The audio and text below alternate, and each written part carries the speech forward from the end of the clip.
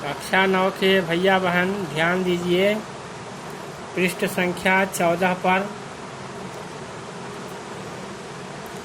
अथ तस्य कुटुम्बिनः तस्य प्रश्नं श्रुत्वा भृंशं सुखपुरुष च कथं वयं तव पापकर्मणि सहभागिनो भवेम। उसके परिवार के लोग उसके प्रश्न को सुनकर बहुत ही क्रोधित हो गए और कहने लगे, हम सब क्यों तुम्हारे पाप कर्म में सहभागी हुए। हम सब क्या जानते हैं कि तुम क्या करते हो और किस रीति से धन इकट्ठा करते हो, धन कमाते हो। अस्माभि तुम पाप कर्मं कर्तुम आदिष्टः न अस्माभि तुम का पाप कर्मं कर्तुम आदिष्टः। हम सब ने तुम्हें पाप कर्म करने के लिए आदेश नहीं दिया था। तेषां स्वपरिवार जनानाम् उत्तरम आकर्ण्य सो अतीव विषणो अभूत। उनके अपने परिवार के लोगों के उत्तर सुनकर वह बहुत ही दुखित हुए। द्रुतं मुनिवरम उपगम्य सर्वं च तत्परिवार जनानाम् आख्यातम् अभासत। शीघ्र ही मुनि के निकट जाकर परिवार के लोगों द्वारा कही गई बातों को उन्हें सुना दिया। परम निर्वीण्य तम मुनि तस्य हृदय शोक समनाय राम इति जप्तुम उपादिशत। इस प्रकार उनकी बात को सुनकर के उस मुनि ने उनके हृदय के शोक को दूर करने के लिए राम शब्द जपने का आदेश दिए। राम इति समुच्चारणे अक्षमा स्ववृत्त्यानुसारम मरा इत्येव जप्तुम आरभत। राम शब्द का उच्चारण करने में असमर्थ अपने वृत्ति के अनुसार वह मरा शब्द जपना आरंभ किए।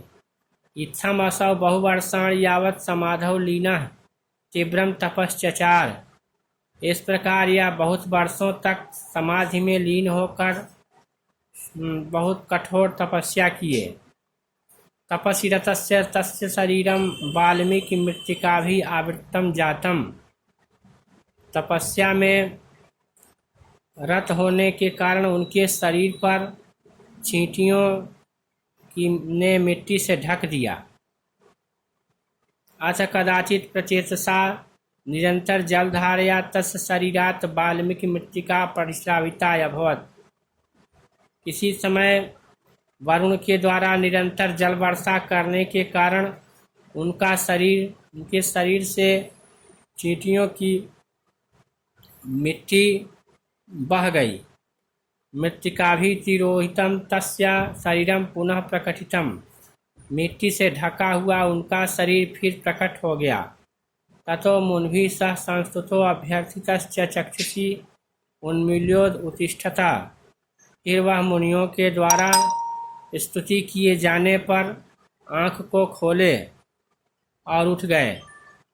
वाल्मीकात् प्रोद्भूतात् वाल्मीकिर् इति प्रचेतसा जलधारया मृत्तिकाया परिशुत्वात् प्राचेतस इति तस्य नामद्वयं जातम्। मिट्टी वाल्मीकि के मिट्टी से उत्पन्न होने के कारण वाल्मीकि और प्रचेता के द्वारा जल बरसाने के कारण मिट्टी बह जाने से प्राचेतस, इनके दो नाम हुए। रामायणे मुनिना स्वपितुः नाम प्रचेता तस्य दशमः पुत्रो अहमित्युल्लेखः।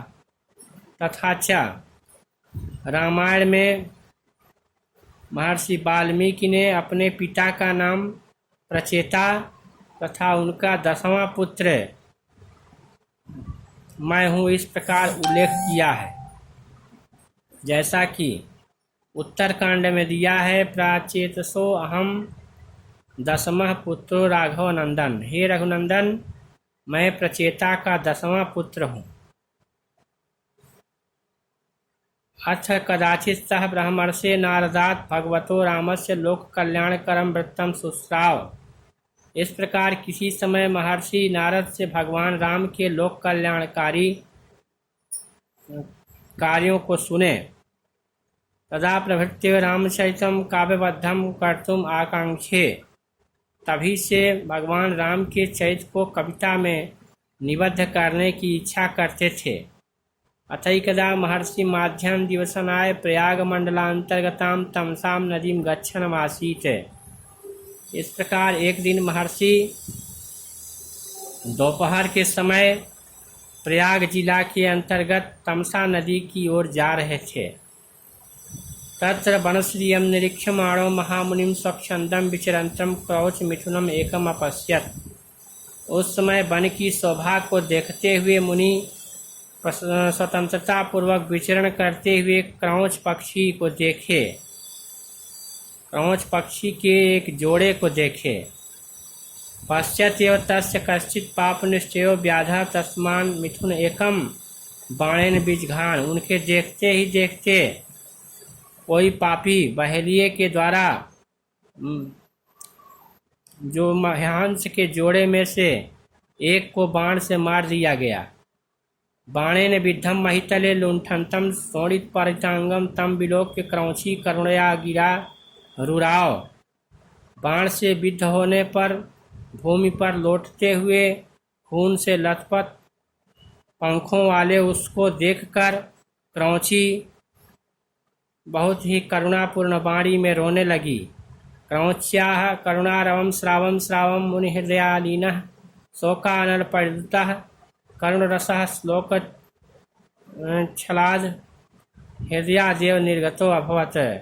क्रौची के करुणा भरे ध्वनि को सुनकर मुनि के हृदय में छिपा हुआ शोक रूपी अग्नि जल उठी और करुण रस से श्लोक उनके हृदय से निकल पड़ा। मां निषाद प्रतिष्ठाम त्वं गमः शाश्वती समाह यत् क्रौच मिथुनादेवकम अवधि काम मोहितम। हे निषाद, तुम कभी भी प्रतिष्ठा को प्राप्त नहीं कर सकोगे, निरंतर अपमानित किए जाओगे, क्योंकि तुमने हंस के जोड़े में से एक का वध करके भयंकर पाप किया है। ऐसी स्थिति में उन्हें मारा है जब वे दोनों काम से मुग्ध थे।